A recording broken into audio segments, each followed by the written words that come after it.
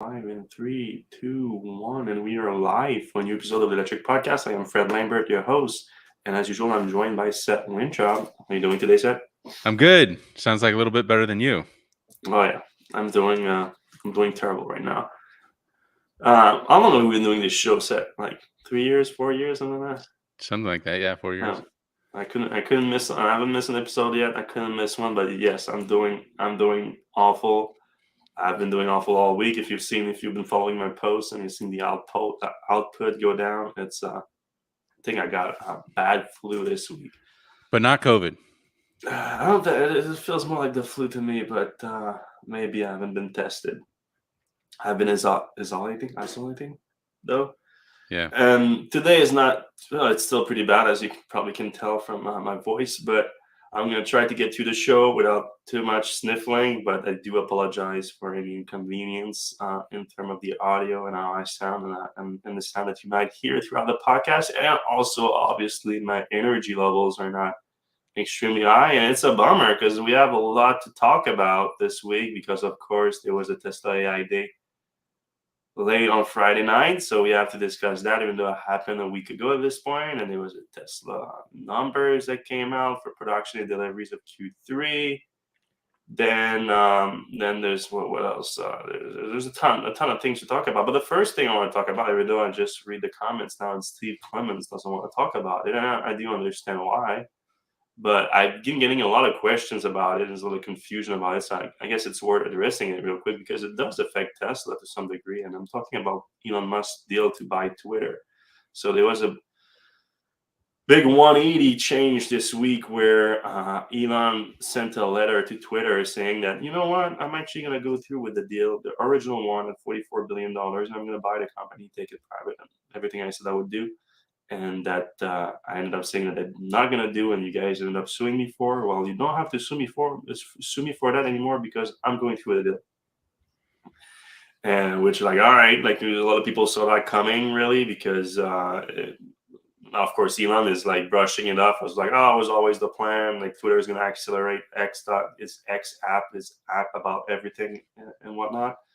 But obviously, a lot of people that are reading between the lines are more going towards Elon and his legal team likely seeing very little chance of them winning the case, especially since some text messages came out. The, especially one, I think, with one of his financial advisor, where he was like, let's slow down on that Twitter deal thing because of Russia and possible like World War III, everything. I don't want to be spending $44 billion on Twitter if World War III breaks out, which is a fair point, really. However, he already had agreed to the deal, and he was using a reason to get out that Twitter is somehow lying about the number of bots on the platform. So that's a completely different reason.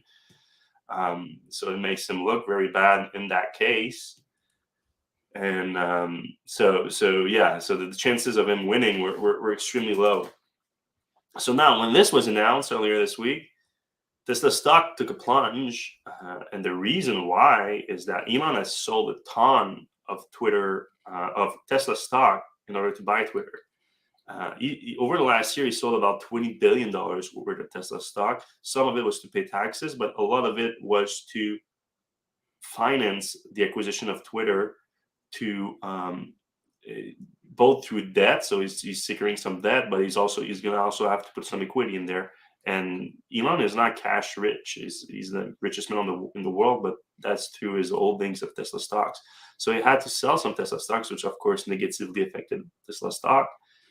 And but the last tranche that he sold just earlier this year, which was $7 billion worth, that he said that was like after he was trying to get out of the deal.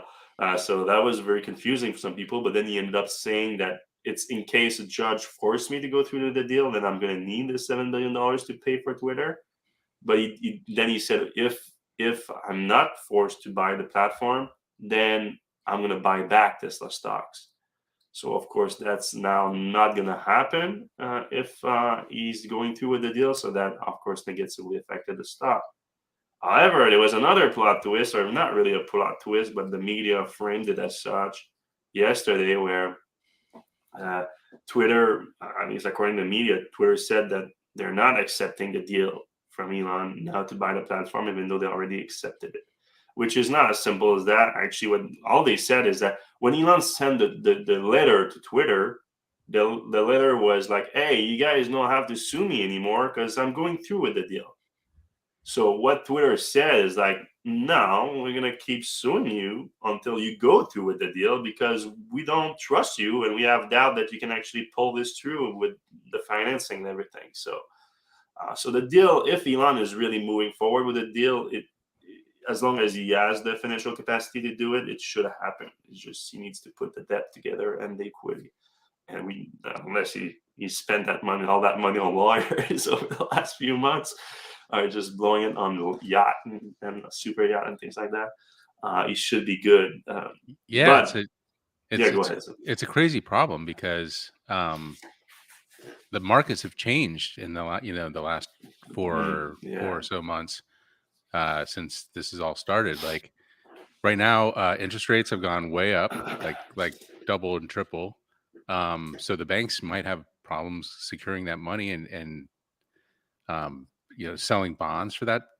The whole thing is going to be a lot harder. I mean, the banks have already agreed to do it, so they're kind of on the hook.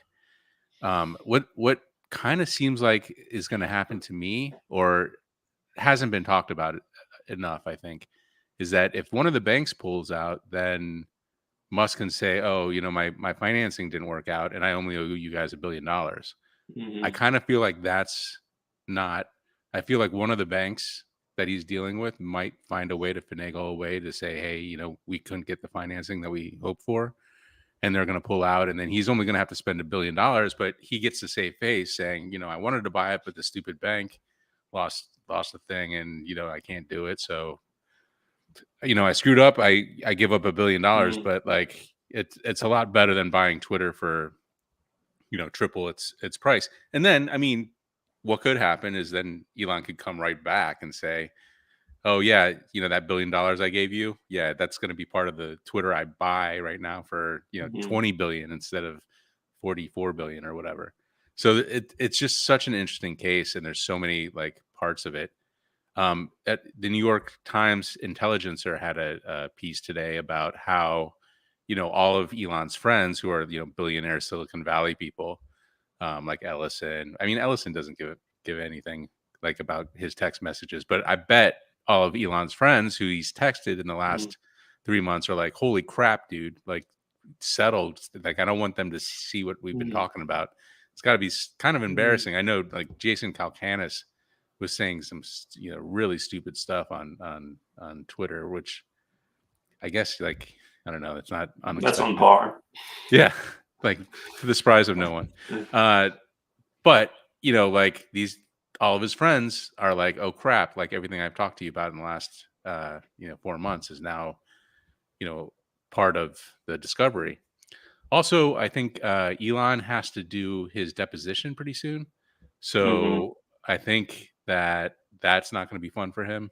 I'm Hmm. sure he's been doing deposition training and all the other Hmm. stuff that you have to do, and he's probably like, "Oh wow, this really sucks." Like these people are going to ask me questions under oath, under penalty of perjury, Hmm. and I have to be like, I have to be real. It's not like Twitter where you can kind Yeah. of half truth it or make it up as you go.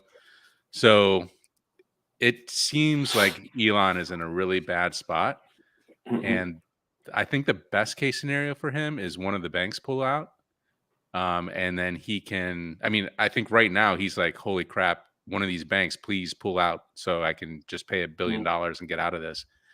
But if that doesn't happen, then he's buying Twitter. Like that's that's kind of like the only thing that can happen, right? Yeah, sounds like it. But even if he has to, like, even if somehow he can get away with just paying $1 billion, talk about the most stupidest $1 billion ever spent because you have to spend $1 billion because you had the guts to like just go like, I'm gonna buy Twitter, and then I don't feel like it anymore. I'm not gonna buy Twitter anymore. So It's how is Elon doing on his 420 price targets? Like when he says, a stock is going to be yeah, 420, like yeah. puts 420 into his his business finances. He's got the 420 tweet, and he's got this the buying Twitter for yeah, 5420. He's over 2, I think. yeah. I mean, this if if there was anything that I mean, I know that he has the top few years in terms of his public image. I mean, I think he's bigger than ever right now, obviously, but Not so uh, much better. yeah, I mean, I think obviously the COVID thing didn't help him too much. Like he had a few comments there that didn't help him, and then obviously after that, the like Democrats' party of hate comment that didn't fly with a lot of people. And but the Twitter thing, I think, is a bit different. So unless we're not seeing it, unless there's like some kind of like master plan that everyone is missing right now. But if it is like like he says, which is like he wants to buy it to make it like a free speech platform and accelerate his vision for the X app, the app of everything, whatever like his original vision for X.com, which was the precursor to PayPal. Um, yeah, i- if you just take his word, it looks like just a giant mess. Like he lost a lot of credibility on this whole deal, this whole ordeal. And if anyone had any doubt about, because Elon is big on like he's all about the truth. Like he's like super like when people lying that no, I don't like people lying. Who does like people? But he's like I'm an absolutist about free speech and I'm all about the truth. Like the truth is important to me. If you ever needed proof that Elon can be disingenuous, I think that whole ordeal is one of them because he's made some misleading statement a few times because it has benefited him to this thing. And those text messages that already came out show that. And like you said, I think there's a lot of other text messages that might be like very inconvenient for him and potentially other people, which might have driven this whole thing about selling this week. It is an expensive endeavor, $44 billion. I mean, at first I thought it wasn't too expensive for Twitter, but that was pre the market going down like crazy over the last few months. So now everything's a lot cheaper right now, including Tesla stock, nearing $200 a share right now. Yeah, I think it's near the not all-time low, but the last year or so low. And actually, 52-week low is Yeah. 206.86, so Oh, not that low. okay. All right. Then there was the Tesla AI Day. So that's one thing that Elon didn't lie about. It was an extremely technical presentation. It wasn't really meant for the wider public. I think it was extremely technical and more of a recruiting effort. But let's start with a robot here because obviously a lot of people like they led with the robot too. So like we cannot just say like oh like it's just one part of it and everything. They led with a robot. And for the most part, I think the consensus is that the robot, or the prototypes at least, were unimpressive. So the first one, the one that you see here called Bumble C, is a prototype that's partly made with like off-the-shelf items and everything. It's not like Tesla design actuator and all that. But it was more like a test bed for the next prototype that has these Tesla design parts in it. So it showed up on stage. It walked, though walked kind of gingerly a little bit. Is that the word, gingerly? Hmm. Like it's unstable, if you will. Looked like it had And arthritis. yeah, yeah, exactly. It does look like you see those very old people walking on the cane. And then it waved around a little bit. So on stage itself, it was kind of unimpressive. Then they showed some videos of it, and those videos were also kind of unimpressive. I mean, so the big thing is like you want that robot to be useful.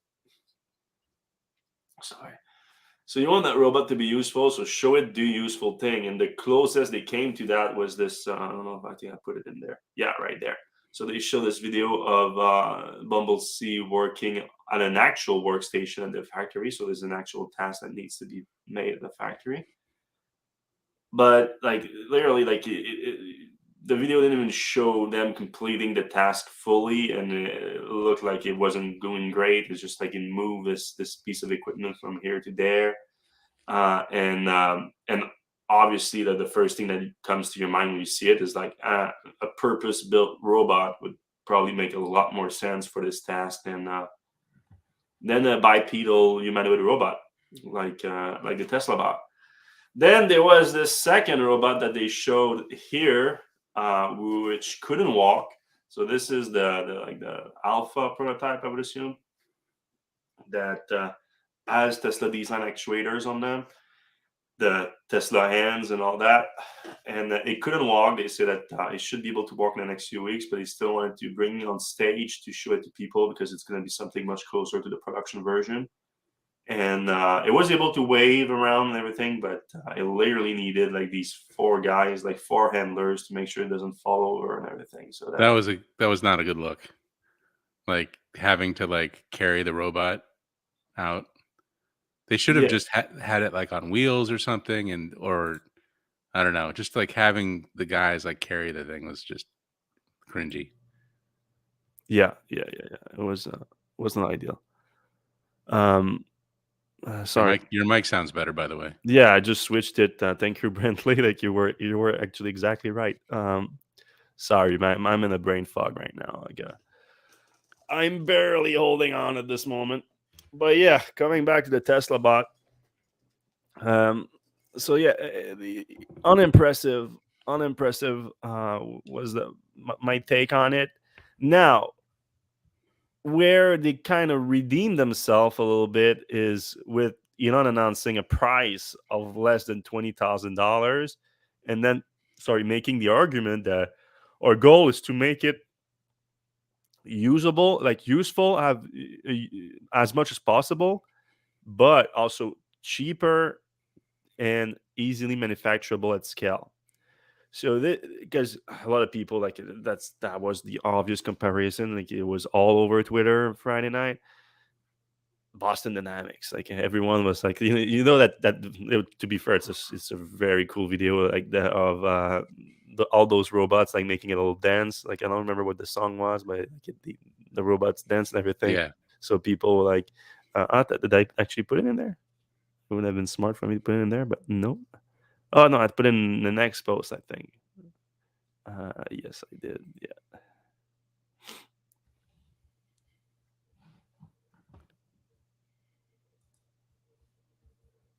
It's not working. But you can probably just click on the link.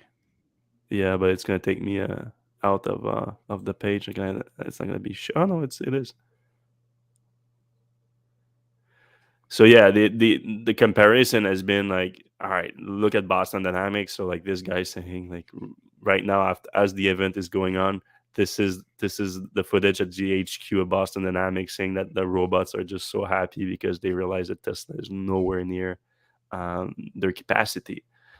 But I don't know what price are these. Well, actually, we know this price of the little dog one. They're actually selling it right now for $75,000. So that's it. But obviously, that doesn't really compare to the Tesla bot. So this is more the comparison here. But I don't think they sell that already. And if they do, I would assume it's in the hundreds of thousands of dollars that it would cost. Also, it doesn't have the same AI capacity. So Boston Dynamics is more focused on they also do, of course, the brain behind the robots, but they are mostly a robotic company. So Elon's point is that if it's not impressive right now, well, the goal is just we are making it useful, and then we can mass produce it, and the usefulness with the mass production, that's going to have the widest economic impact. Which he's probably right, because even though the prototypes are unimpressive right now, I think we can see them improve enough that they could have some usefulness for sure. And if they are only $20,000 and you can buy like 100 of them, like a company like can have like if you have 100 robot in your factory like that, and you can optimize them to do certain tasks, there's a lot of value to that because those robots can work all day, can take a break to charge or plug them in while they work, whatever you do, and that has obviously great value. But of course, Elon was again like, no one understands just how much value that it can have and everything. Everyone's understand how much a useful bipedal robot, how much value that would have. Is just people just don't. It's I cannot imagine that he cannot see how people can look at this and have a tough time in their minds seeing how they can come from this to an actual vision of a useful bipedal robot. It's just hard for me to see how you cannot connect the dots there. But yeah, they did a few interesting demonstration. They well one thing that I have to note here. Obviously, the concept is not a prototype, and normally Tesla unveils a prototype first, so that was already not aligned with Tesla's usual policy on that front. But you know how Tesla always says that we're not like these other companies that shows you a prototype and then the actual product in production is so much worse than the original prototype and things like that. Like Yeah. the production vehicle is always going to be better than the prototype that they show. Well, Except that Model S.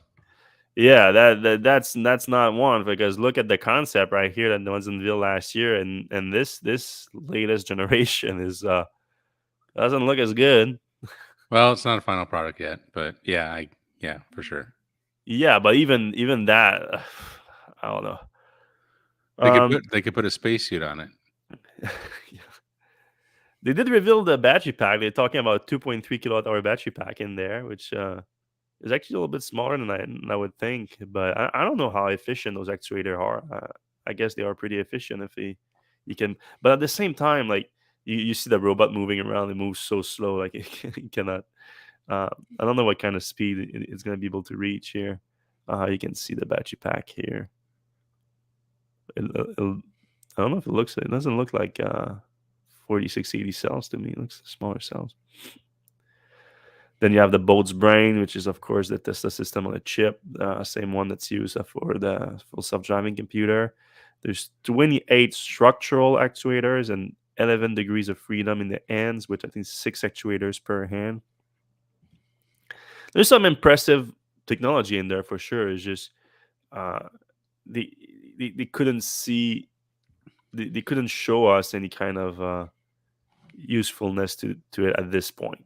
That doesn't mean that they can achieve that in the future, but It would have been cool if it could have like lifted like a heavy weights or something that uh, a humans couldn't do. I mean, obviously, this is very early days for them, uh, but like at least one thing that like is superhuman. that I mean, would have that's the been whole that would have point. been beneficial. I don't think it's gonna be close to human.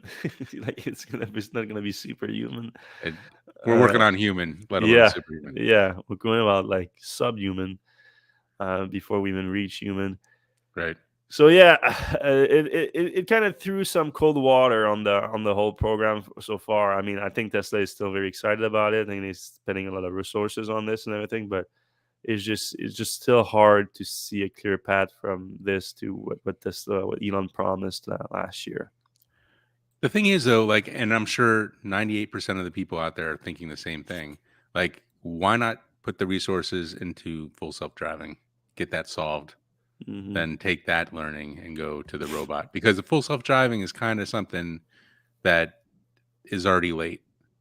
When you have late homework, you don't start working on your homework for like next year or create a new class and you finish your homework first.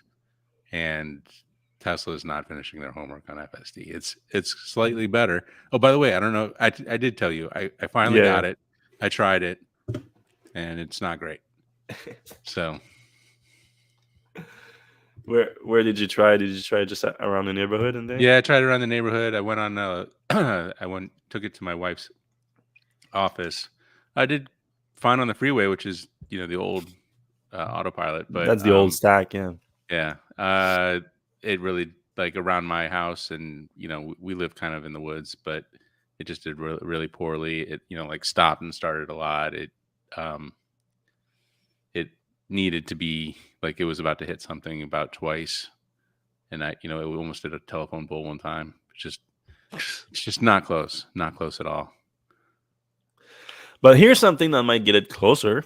The Dojo supercomputer program, there was a big update during the Tesla AI Day, and that might have been the most impressive part of the presentation. It's so last time, the last AI Day, Tesla had just the chip, the Dojo chip, and the Dojo tile. They weren't very far along in the program. They haven't created a cluster just yet. Now they don't quite have a cluster yet, but they did created a system tree. So those are the tiles. So a system tree has 6 tiles, and they claim that alone, just one of those tree is the equivalent of 3 to 4 fully loaded supercomputer racks. A single tree like that. So if that's true, that's absolutely impressive. And then they have this host assembly. So when they have the host assembled with the system tree, they can put 2 of them in a Dojo cabinet. So that's a sorry, that's a Dojo cabinet right here. Well, that's the version. How do I? Yeah, that's fun. That's a Dojo cabinet open right there. So you see the 2 host rack here, and that they release any data for that? I don't even remember because my brain is in a fog. No, there's no clear data just for the cabinet. But yeah, I think they tried. Yeah, so they have a cabinet right now. So they have 2 of those system tree together, a cabinet, and the load tested that with 2 megawatts of power. So 2 megawatts is a lot of power for like basically just like something that's as big as like one supercharger stall, basically. They said they even tripped the substation and got a call from the city when they load tested it. So that sounds like poor planning on their part, where they tripped the grid. But yeah, then now they had the step that in the next few months they're gonna put their first, they call it an exapod. So when the first like Dojo cluster, which is 4 cabinet, but I think they can put 2 of them together to create like a bigger one. So an exapod, a Dojo exapod, is 1.1 EFLOPS, 1.3 terabytes of SRAM, and 13 terabytes of high bandwidth DRAM. And yeah, so they're gonna have the first cluster ready in Q1 2023, and then they plan to have a bunch more, 7 of them, in Palo Alto after that. So Tesla's gonna have its new supercomputer. That's sometimes next year. Well, I mean, already a cluster is already pretty significant. And yeah, so what's the goal of that? How does that help the self-driving program? And obviously, the whole Dojo supercomputer is optimized to be a neural network accelerator to train on video content. So video takes a lot of power. So it's designed to be able to feed the neural net clean data from video and auto labeling system. I think they even, I don't remember exactly, but I think in the presentation they even said like how they're gonna like spend the Dojo power between like the auto labeling and the neural net training. So that was interesting because the auto labeling data does take a lot of power. That was another interesting part of the presentation too, how they're making improvement with the auto labeling, which makes a big difference versus manual labeling, which takes a lot of manpower and create large bottlenecks. A few other interesting on the software side too, though, where we saw Tesla's they were using trips like we knew that Tesla, if your car or has already been at some place, a specific road, they can learn from that, and Tesla can improve based on that.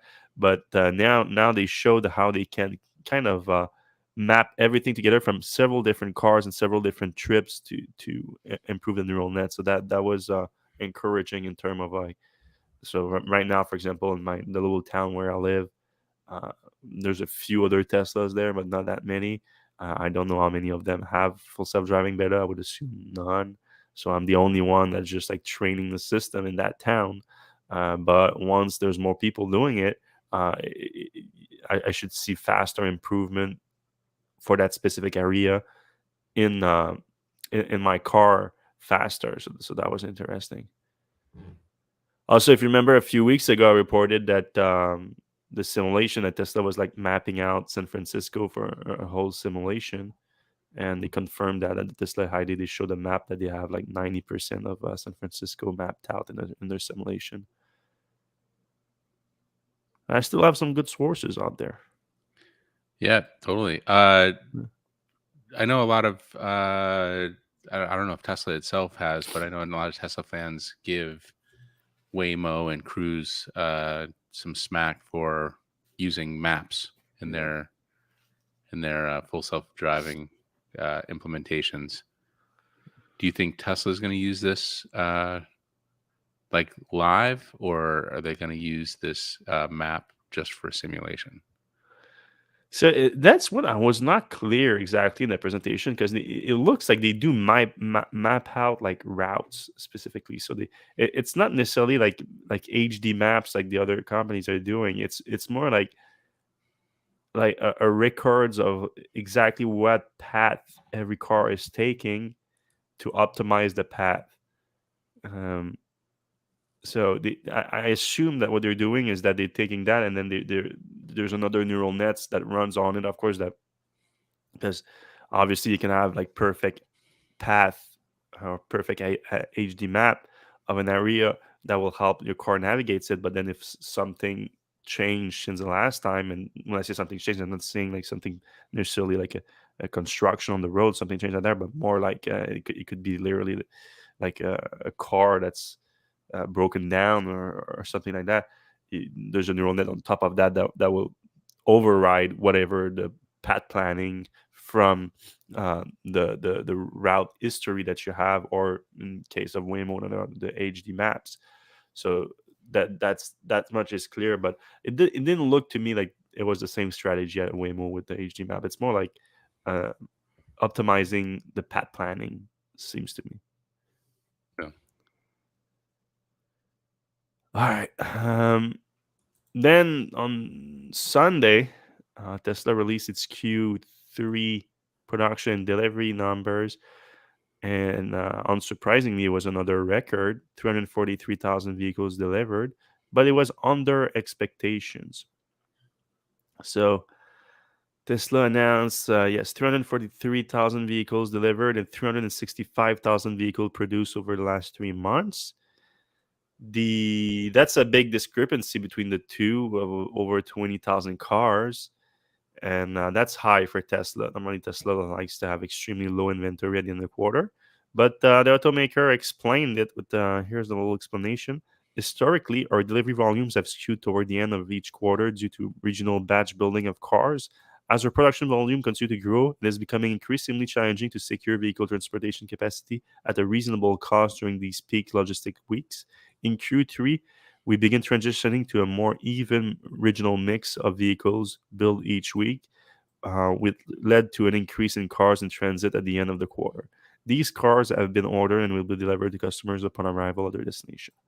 So, of course, the naysayers are saying, well, that's a lie. Tesla's having demand issue. That's why they have 20,000 cars in inventory. I don't think that's true. I don't think that's true at all. I think Tesla's explanation is most likely correct or very close to the truth. And it's still a giant delivery record right there. Like literally like 30,000 units more than the last delivery record in Q1. So I think we can still be impressed. But the expectation was between 350,000 and 370,000. So with those 20,000 vehicles in transit, Tesla would have been on the higher end of that expectation. But now they are not only they are below the lower end by about 7,000 units. So it is significant.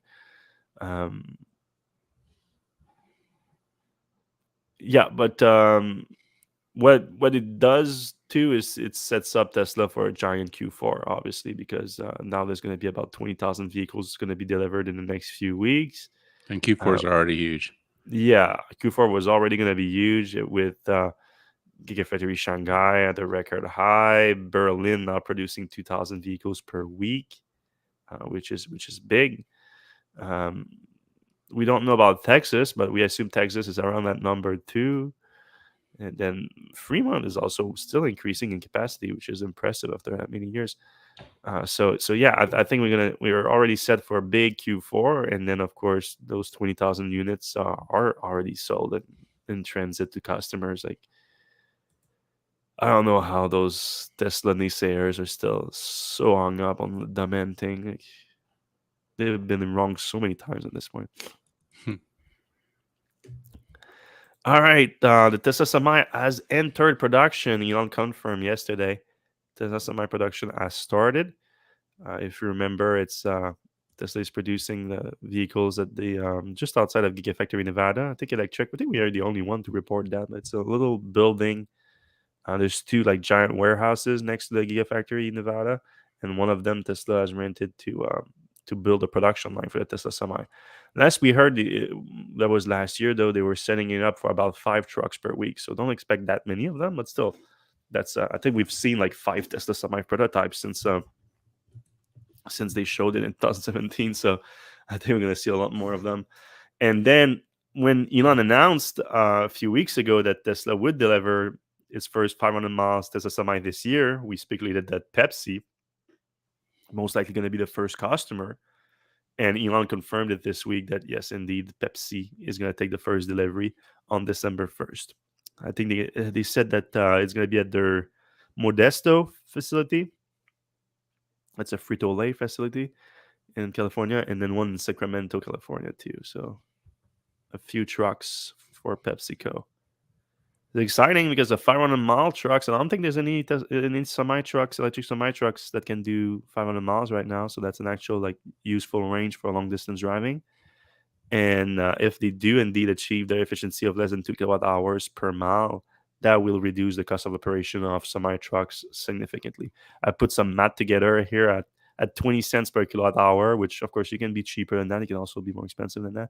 That's about 40 cents per kilowatt hour 40 cents per mile of operation. If you compare that to a diesel truck, that's about half of what it costs per mile for a diesel truck. Which doesn't sound like much, like if you look at cars normally, like, but again, there's room for improvement here with the kilowatt hour. You can maintain that lower, but still, even half is still massive because Right. these That's all the cost. Yeah, well, I mean, there's also a lot of maintenance that goes into it. They're expensive to maintain those big trucks, but a company can spend easily $80,000 per year per truck that they operate. So cut that cost in half. You're saving $40,000 per year on a truck. So if that truck costs like 100,000 more, like you pay it back in 3 years. So it's really not bad. Yeah. And then it's money in your pocket every year after that. So, and that's one thing also that people need to take into account. Like, it's the trucking industry. It's not like the rest of the car industry where, there's a lot of things that goes into buying a vehicle for someone, like like safety, obviously. Then there's utility, like how many seats it has versus like how big of a family you have and what you're gonna do with it. Then there's the design that goes into it, and like, I don't like that car's design. I want this car, whatever. Um, there's not that much of that in the trucking industry. Like, trucking industry, like, you can buy a truck on a spreadsheet, basically, where like, how much is this going to cost us? Not only at the cost of buying it, but to operate it. Because bottom line for companies, it's the bottom line that matters. So if they can buy a truck that's going to help the bottom line, they're going to do it. So I think we're going to see a much faster adoption in the commercial side of things with electric trucks than we do um, on the consumer side. But obviously that hasn't been the case so far because there just hasn't been the kind of trucks that they need, which is a truck with enough range, which is going to be the case with the Tesla Semi here. All right. Another little exclusive this week. Tesla is finally going to expand Gigafactory Nevada. So we've been waiting for that for a long time. I think the structure hasn't expanded its footprint over like 5 or 6 years, I think now. Who did that artwork? I mean, I hired a professional artist to do this set, obviously. It's pretty good. It's pretty good. Yeah, I can really see like how that's gonna look. yeah. So actually, I did two. I did two for that set. I did this Oh one, wow. and then I did that for my featured image. And then as I was working on the post, I ended up finding this image that I got from another post before that had all the sections in it already. And I'm like, oh, that's perfect to illustrate what I want. Because so what we learned from a source is that Tesla is going to expand the building from the C section here. So right there. So I was like, yeah, I'm going to do it like that here. So DDCC. So right there Oh, is look going to at be a new that. section. I, I I should have been a graphic designer. There's no doubt about it. So yeah, this is going to be for cell manufacturing. Uh, so Tesla is finally expanding the Gigafactory Nevada footprint. We don't know exactly when. We know that the project has been green lighted and they're moving forward with it, but I think they're having some issues finding the like securing the construction workers to actually build this thing because there's a lot of work to be done. Because as you can see here, there's a parking lot still and everything right there. Sorry. So obviously, you're not quite the full footprint that Tesla originally promised when the Gigafactory was originally announced. I think 2014 or something like that. So like now, Gigafactory, Texas, Berlin, everything already bigger than Nevada. But I think it, Nevada, the problem from what I've heard, and you probably heard similar, is that there's not enough workers in the Reno area. There's already a bunch of other companies like Apple and Amazon and Google are all they have like data centers there mm, and stuff. But I think like surrounding Reno, there's not much going on. And Reno, there's like until recently was kind of a sleepy casino town, so not a ton going on there.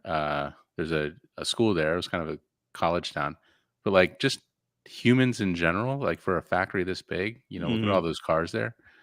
I just don't think that there's enough people to kind of warrant building it out fully. I mean, clearly Tesla needs more batteries. Like that's not in question.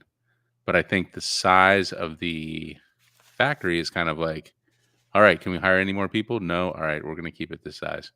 Maybe we need a new wing. We'll import some people. We'll pay some people to move here. Some new housing developments have gone up, etc. But I don't think they are. I think they were right in planning to make something big for battery production. I just don't think that they've had the type, the level of personnel that they had hoped for. Well, I think they underestimated how much personnel they're gonna need because I think originally they said they're gonna need 10,000 people to work there, and I think they have 10,000 people working there though. But both Tesla and Panasonic combined, I would say. Uh, and again, it's only half the size that it's supposed to be, even less than that. So you can imagine at its full size, it would probably need like 20,000 people working there. So yeah, you're probably right about that. They were like, "Oh, we thought we could hire 10,000 people. We did hire 10,000 people, but it was tough. So now let's slow down a little bit because it's gonna be hard." But Reno is, I think, the fastest growing city in the U.S. right now. So and it's possible to like people if you have a good job and cost of living is still manageable in that area. Like people will move there to get a good job, good standard of living. It's not an impossible ask. Yep. All right. Tesla Vision is going a Ooh. little bit further. Tesla announced this week that it's taking away your ultrasonic sensors. So you have 12, if you have a Tesla vehicle since what is it, 2016? You have 12 ultrasonic sensors as part of your autopilot sensor suite. And they are mostly used for like the short range stuff, so like just object detection around the vehicle, especially when you're in parking situation and things like that. It's important, and your collision warnings. And I think it's 16 feet the range of those ultrasonic channels. Maybe they increased them a little bit over the years, but let's say about 16, 20 feet. But as the radar, the ultrasonics are going the way of the radar. At Tesla last year, in May of last year, they introduced the Tesla Vision, which is this whole idea that Tesla doesn't need anything other than cameras for the inputs, and then their neural nets are the cameras are the highs, and their neural nets is the brain, and that's what the road system has been designed to operate with. So that's what they're going to use. And they're doing the same with the ultrasonics. We don't need them. We can just replace that with Tesla Vision. So starting now, Model 3 and Model Y are not going to be equipped with ultrasonic sensors being produced. Uh, and the Model S and X are going to follow in 2023. Now, just like when Tesla removed the radar, there's going to be some features that are going to be affected at first as Tesla optimized them for the lack of ultrasonic sensors. So those features in this case are going to be park assist, auto park, summon, and smart summon are not going to be available. I don't know about you, Seth, but I never use those features. Not too much. Yeah. No, I really do. But I do use the ultrasonic sensor when I park myself. I Sure. look at if I'm getting too close. It is useful, though I don't rely on them 100% either. Like your mirrors are your best friends in those cases. Yeah, I'm kind of on board with our commenters. Bradley Brokaw says, now we welcome phantom scraping instead of phantom braking. Yeah. That's kind of amusing. Ugh, just send me chills. Yeah, I guess like on a high level, like it feels like Cheap. it's good to have redundancy, like especially in these areas. Like I get it, like we're dealing with just eyes, but actually we're not just dealing with eyes. We're dealing with eyes. We have ears. We can feel like if we're going off the road, we can kind of feel that. Tesla, just eyes, eyes and brains. So one sense, that's all they need. I don't think that's a good strategy. I think this is going to backfire. There's going to be scraping. I don't even know how, when you're pulling into your garage, it says, you have like 24 inches, 20 inches, that thing. Can you do that with vision? I don't know. Like the what they said they're replacing it is like their neural net that's occupancy network. So that's good. What's going to be replacing it? So I assume it's this kind of like 3D vision, like bird's eye view of the car type of things. And Tesla has showed some impressive demonstration of that. Like it does look pretty accurate, but apparently right now it's not as accurate as the ultrasonic sensors because they cannot deliver some features. Bless you. Thank you. Sorry about that. So yeah, it's not ideal. It feels like a cheap move. Like they're just like it's another cost cutting. Like when they removed the passenger side controls, seat controls, or what did they remove? Nobody uses those. Yeah. Well, nobody uses the ultrasonics either. Until you do. Until they save you from scraping your car. It's kind of a bummer. And then probably at some point they're going to eliminate the software from the stack that the people with ultrasonic sensors are no longer going to have those ultrasonic sensors to warn them anymore. Right? Is that how? I mean, that's kind of how Tesla Vision is, right? They're kind of phasing out their use of radar. Yeah, I mean, it took a while for them to bring it on par. I think it took a year before raising the top speed of auto steer from like 75 to 85 miles per hour. So yeah, it's not very encouraging for like that's the thing. Like, about do it when you're ready. Like, do it when you can deliver every of those features. Right, day one they should have a demonstration. Hey, don't worry about it. This is that one with just vision. It's doing just as well, if not better. Maybe they cannot get their ultrasonic sensor. Is that why? Like they just run out and they're like, that's a good point. It's possible. We need to make more cars. All right, moving on from Tesla. I'm gonna try a little bit faster because I might pass out in the middle of the show at this point.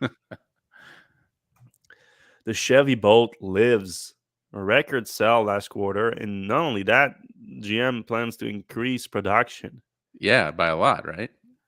Yeah, by a significant amount. Yeah, so like why I say that the Chevy Bolt lives is that for a while we weren't sure it was going to live Obviously, it was the fire thing, like that, the recalling all the batteries and all that. That was significant, obviously. But only that, like GM barely touched the Bolt in what 2006 for 6 years. This is the program exists. Yeah, it's been a little bit disappointing how much Yeah, effort GM has put into the Bolt. yeah. So barely updated it, and then now there's the Ultium battery technology and EV platform coming out. So our idea was like, okay, like when it starts ramping up, especially with the Blazer EV and the Equinox EV, GM is $30,000 Equinox EV. Yeah. yeah, GM is likely gonna just move away from the Bolt and Bolt EUV in favor of those Ultium electric vehicles. But earlier this year, they were like, no, not necessarily. I mean, you could see them stay in the lineup for the foreseeable future somehow. Like, okay, let's see how it goes. And then um, they just had their biggest quarter in sales this in Q3 with 14,709 units, both the EUV and EUV combined. And not only that, they plan to ramp up significantly because right now they've delivered 22,000 EV and EUVs year to date. And they say that they're going to deliver 44,000 by the end of 2022. So literally double the sales in just a quarter. So things are ramping up. And then on top of that, they say they're going to go from 44,000 units this year to more than 70,000 units in 2023. So that's a big ramp up right there. Since I reported on that, I have to say, and I'm gonna reach out to GM about it because if that's actually accurate and it sounds like it, I have a bunch of people reach out and I'm like, yeah, that's all fun and everything, but um, the GM has yet to complete all the battery replacement on the cars. Like it's nice that they are ramping up production of new vehicles and everything, but I am still waiting for my battery pack on replacement from my car.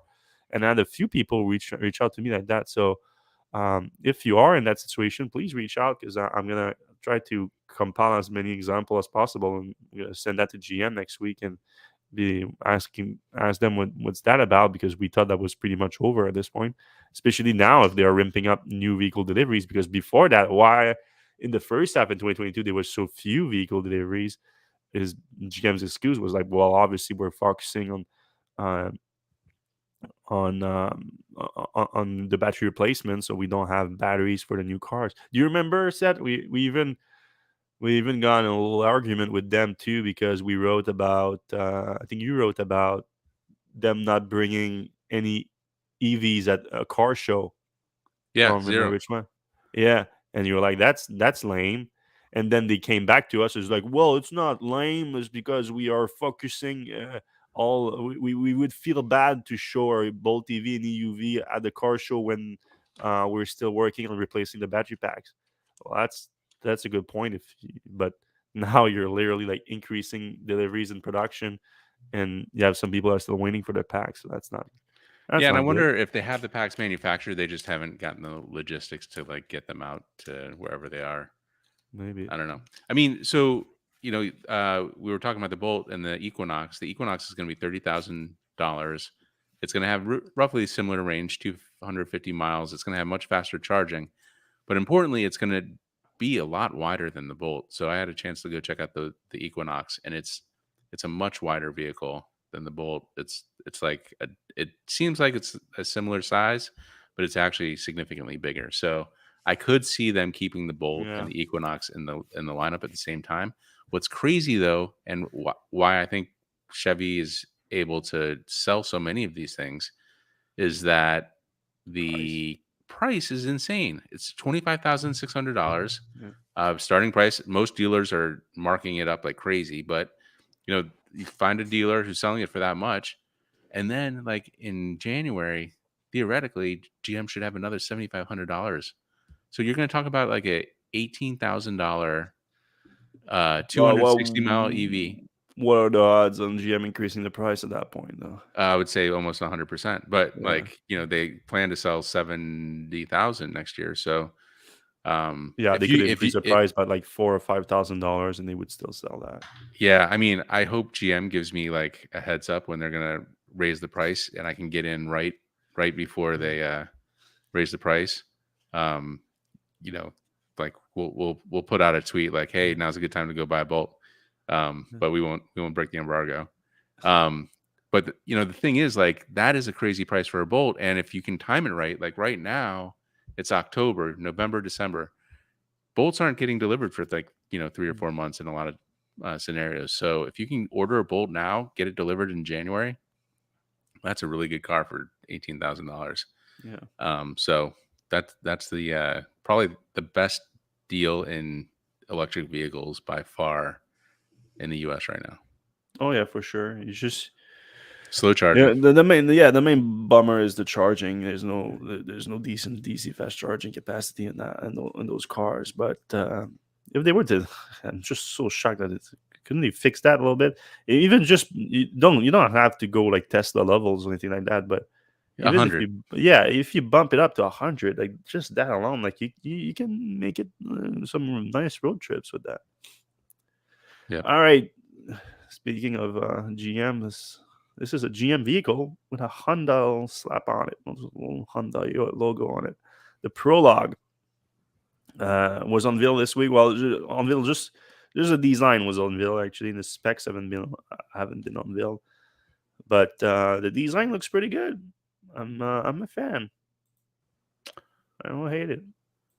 I don't hate it. I do like the logo on the back. Seems kind of cool. I don't Me know. I don't too. think I would buy it. I don't hate it. I don't love it.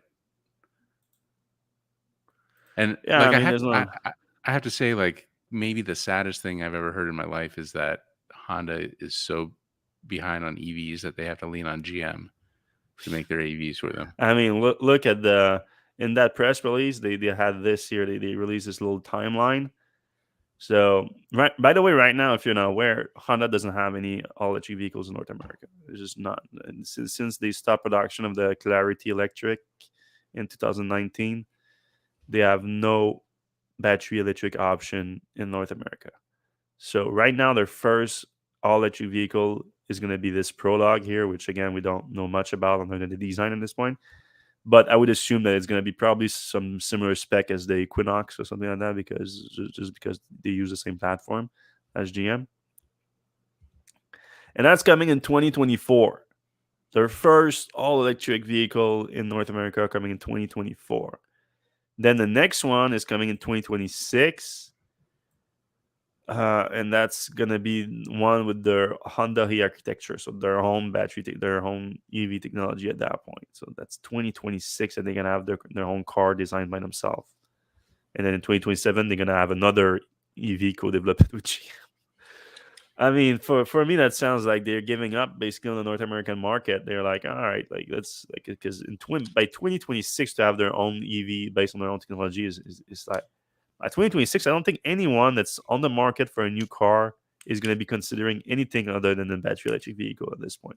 That's It's fair. just not going to make sense. I mean, there's going to be a few people, obviously, but it's going to same people that are like, you're having two horses. Yeah, you are, but not because it makes sense to travel from point A to point B with it, and that's fine. But for most people that are like making a conscious decision to buy a new car, which is a big deal for most American families, then when you buy a new car, it's the second biggest purchase after a house. You take a lot of things into account, including the resale value, and I think the resale value of fossil fuel vehicles are going to plummet in the next few years. And by probably around 2025, most people are just going to be like, yeah, my next car has to be electric. Makes no sense. I've been around the South a lot earlier this year. I'm sorry. No, just kidding. Oh, it's amazing down there. No, I like it a lot actually. Well, no, it wasn't my first time in the summer in the South too. That I have to say, like that threw some cold water on me from the South, or I would have liked some cold water thrown on me because that place is hot and humid. But a lot of people that last time I came around weren't that excited about electric vehicles, and a lot of people now. Last time I came, were admitting to themselves, they're like, yeah, the more I think of it, my next car is most, even though like they weren't on the market right now for a next car, but they were like, in the next 4 or 5 years, I'm gonna have to buy a new car. it's probably going to be an electric one. And like every time, I'm like, really? Like, there's people that I don't even bother like trying to convince or anything like that. So it's I think that's clearly things are clearly heading that way, and Honda is just missing the boat. Rivian also released their production and delivery numbers for Q3, and there was a big ramp up too. If you remember, in Q2 they delivered about 4,000 units. Now in Q3 they produced 7,300 units and they delivered 6,584 units. So a significant ramp up. They have produced 15,000 vehicles so far in 2022, which is good because 2022 is their first full year of production. So that's not bad. And they think they're still good for their 25,000 units goal in 2022. So that's going to be 10,000 vehicles in Q4. So that's a good ramp up. However, the big asterisk every time we talk about Rivian's ramp up is that it's impressive in terms of the evolution of their volume. Like it's going up fast, but we haven't seen a good evolution of their gross margin though to reflect that.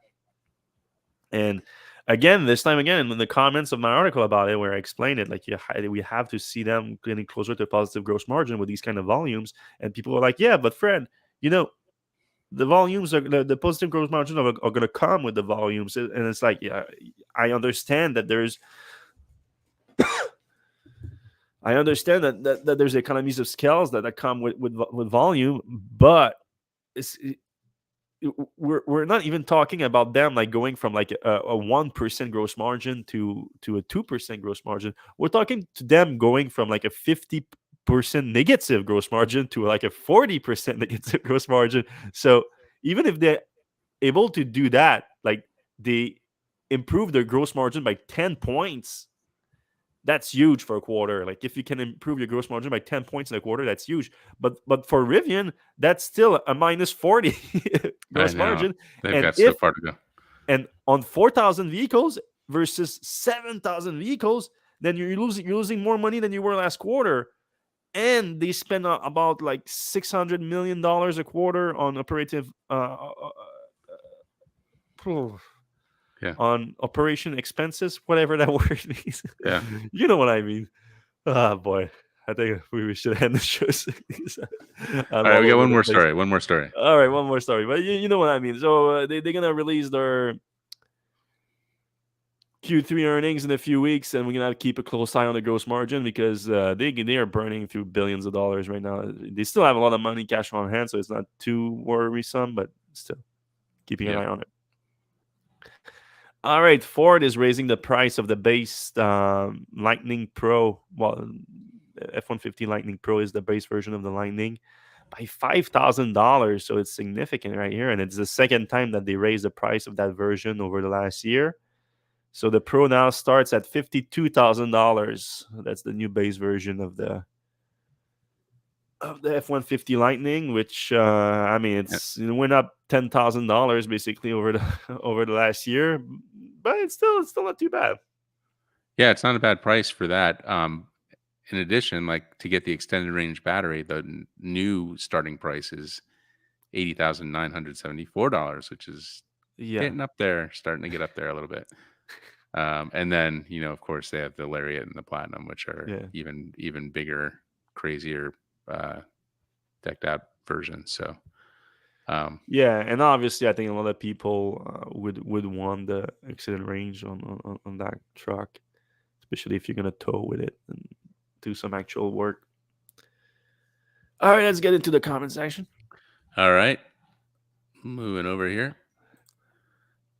Greg Poland says, hope you feel better, get your flu shots. I got COVID and it sucked. I don't know if it's COVID. Might be I think it's the flu. Musk problem, Twitter, racism, politics. Is he imploding? It kind of feels like Elon's imploding a little bit or something. And ignoring anything Elon says that's not directly related to Tesla or SpaceX is the best policy. That actually is a good policy, but it would be better if Elon went with that policy and didn't jump into the Ukraine war or any of that stuff.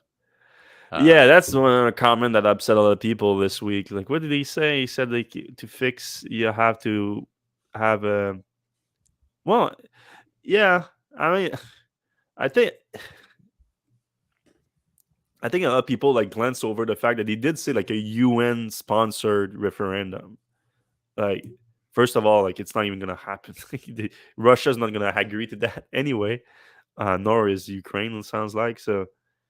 He threw an idea out there, and then stick. It's not No, the end of the world. Like, right. I think the problem is that he's got a lot of connections. A lot of people think we're like, it sounded like something Putin would say. It sounded like, Putin was relaying the video. there's a thing.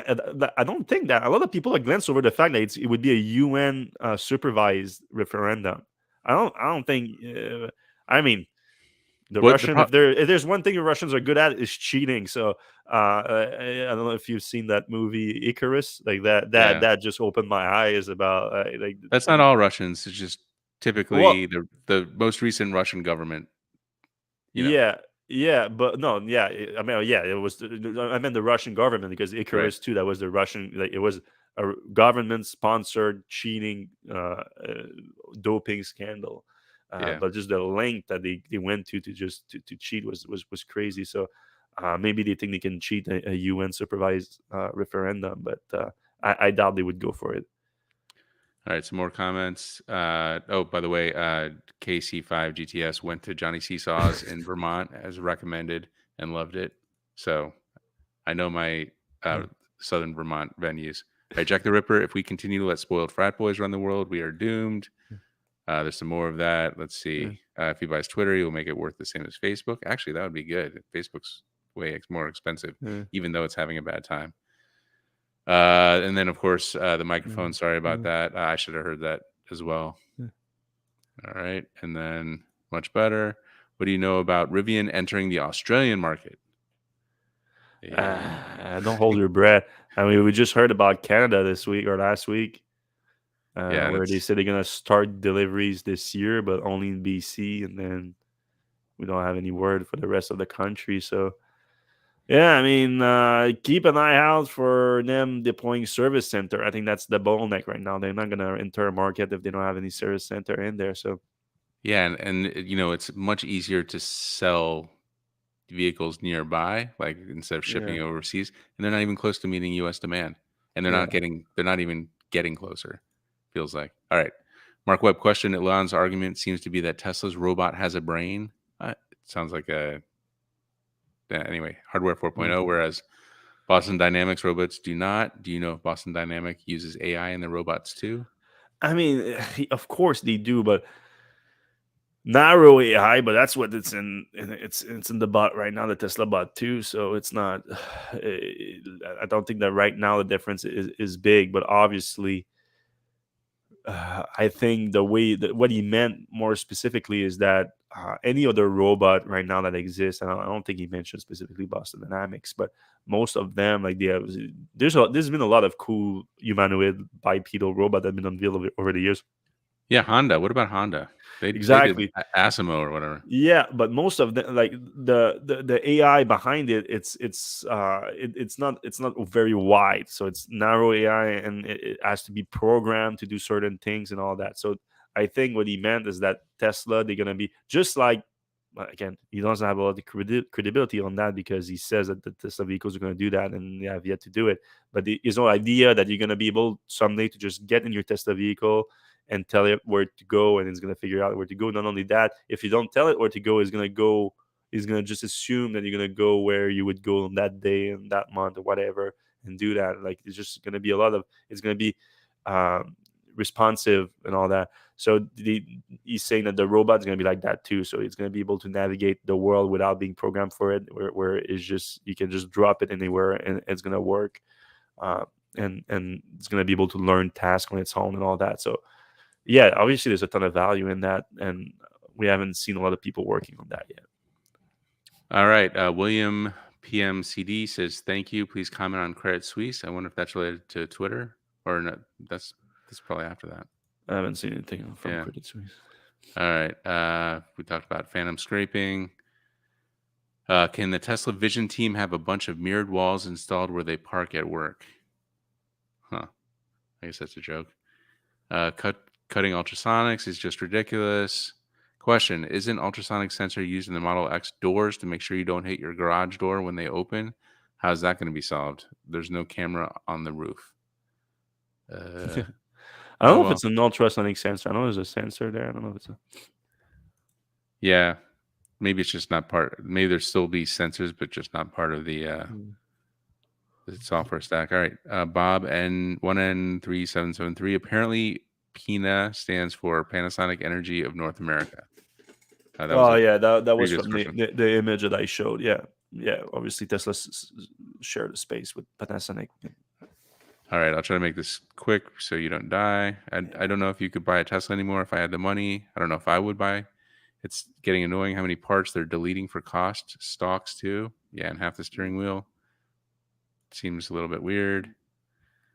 They already deleted half the steering wheel. Oh, same joke.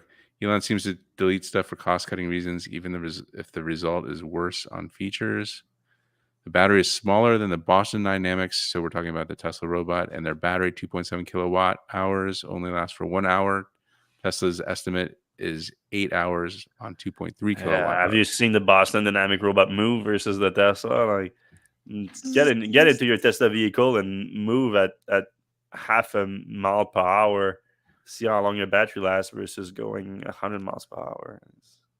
Yes, Daniel Carlson, it's only 6 months old, but, you know. 2,000 tubes to Thursday says AP Tesla vision not as good as inclement weather, direct sun, and night as with radar. Yeah, the windshield wipers have been a problem for me. Yeah. All right, Adam Wilcox requests I would like to follow up on how all the victims of the Bolt fires made out. Some, when it first happened, thought that they would be stuck with the car payments on a burned out car. I think there was an insurance discrepancy or something. We'll follow up with that. Adam Wilcox back again on the Bolt charging. They could bump it to 65 kilowatts if they change the wiring harness for the plug. I think that's not worth it. No, like if Yeah. it was like a bump to 100, that would be worth it. But 65 from 50. I think you Jay get Hip- 55 too, even on the Bolt. no 60 on the old and Oh, 60. There was so it went 60, then 66, and then after Yeah. the thing it went to 65. Oh. Bad performance on the auto steer and phantom braking makes 2021 Model S worse than 2016 Model S. That's interesting. I hadn't heard. I've heard the braking across everything, but Yeah. I didn't know auto steer was a problem on the Model S. Chris Sheehan, I ordered a Bolt EUV a week ago, and Ioniq 5 got agreement that they would hold it until January 1st. If the Bolt arrives early, should be a great commute only car for my wife. Yeah, I think they're going to sell out of the Bolts, and Yeah. people are starting to catch on. Like it's a crazy deal for 20. I mean, it's $18,000 for a good electric car. All right, Doug Grinberg seems Honda, Toyota, Subaru all behind in EVs. I would add Nissan to that. They used to be ahead with the Leaf, but they're kind of slacking on the Aria. So, Boss Fan Q is the failure to maximize Giga Nevada simply due to Elon's misunderestimating the available workforce housing in Northern Nevada. Yeah, we kind of discussed that. Yeah, I think that was part. Maybe I'm reading these things subconsciously, and then I think I have my own ideas. All right, Chris Sheehan, all off grid too, sun powered. I think that was talking about the Giga. Maybe, I don't know. Dan Smith, yeah, we're losing money, but we'll make it up in volume. That's talking about Rivian. That's the joke. It's a good one. Do you think Tesla would be interested in buying these struggling EV companies like Rivian and Lucid? Nah. No, I mean they have the batteries. Rivian obviously would be a Cybertruck. Whatever. Yeah, I don't think so. Lucid kind of makes a Model S. So. You know what I thought would be interesting though. You see this week that Georgia kind of shut down Rivian for the. I did. Yeah, the they're not going to get incentives. taxes. Yeah, it would be interesting. Tesla would just come in and like, we'll build a factory there, and we don't need those incentives. Right. I could see Tesla do something like that. By the way, Rivian, we asked them for comment, and they didn't have anything to say. Oh, yeah, really? I don't know if they're going to make any moves on that. I mean, they should slow down on that thing anyway. Like, focus on making the normal Illinois factory. I mean, frankly, we have an election. I don't know if the governorship of Georgia is in play. I don't know what the polls are, but I know that there's an election, and maybe if the Democrats win or get more people and representatives, then there might be another shot at it. So that maybe they're shutting up for now for that. Dan Oberst says, and Rivian has to design a fix for their tonneau cover. Yes, the tonneau cover sucks. Monroe has explained that they have no space available to add any fix. The gear tunnel will have to be redesigned. I don't know about that. I'm sure they can come up with something creative. They're pretty creative over there. Norm C. Crow says Tesla didn't move fast enough to shut the door on its competition, said John Murphy, lead auto analyst for Bank of America Research. During a presentation, his annual Car Wars study in June, Murphy forecasts Tesla's share will slide to just 11% by 2025. During the same period, both General Motors and Ford Motor Company will see their share of emerging market for BEVs grow to around 15% each. Well, Yeah, that's that and astrology and astrology. Like, what's the dumb one? I think astrology is the dumb one. Or No. Yeah. Astrology is the real. Astronomy is the real one. Astrology is you're right. Yeah. That and astrology is the same thing. Like, how can you say like who's gonna have how many market share in 2025? Like, it's just there's just no way. Yeah. There's just no way. And GM and Ford are both coming in under. Well, certainly GM is coming in lower, way lower than Tesla's ever going to sell a car. At, 30,000. All right, Brandon Brokaw, I do wish somebody would go ahead. Yeah, I just want to. I was going to ask, what does Bank of America think is going to be the percentage of new cars that are BEVs at 2025 too? I bet it's going to be like 25%. So they believe that Tesla's going to have 11% of 25% of the auto market, and Ford's going to have 15 to 25%. I'm telling you, it's going to be closer to like 60, 80%. And so even if Tesla has a 10 to 20% of that market, it is huge, massive. Yeah. All right, Sten Seaman, when do you think the Tesla FSD lawsuit will be settled? I mean, the battery one took a while too before it got settled. It got settled for peanuts. Like, hopefully, Tesla just gives money back and they don't go through with it. They just say, yeah. I feel like that's the better like solution. Yeah. All right, last question. Fred can go to bed. Chris Sheehan says, you guys heard about the senator, Georgia, I think, introduced a bill to give manufacturers, Hyundai for sure, 2 more years of transition time for getting a credit. But Manchin, ... No, we did not see that. I did hear about something about this. I think we were talking about it in the room, in the Slack room. Yeah, I don't think it was. I think it was just too far-fetched or something.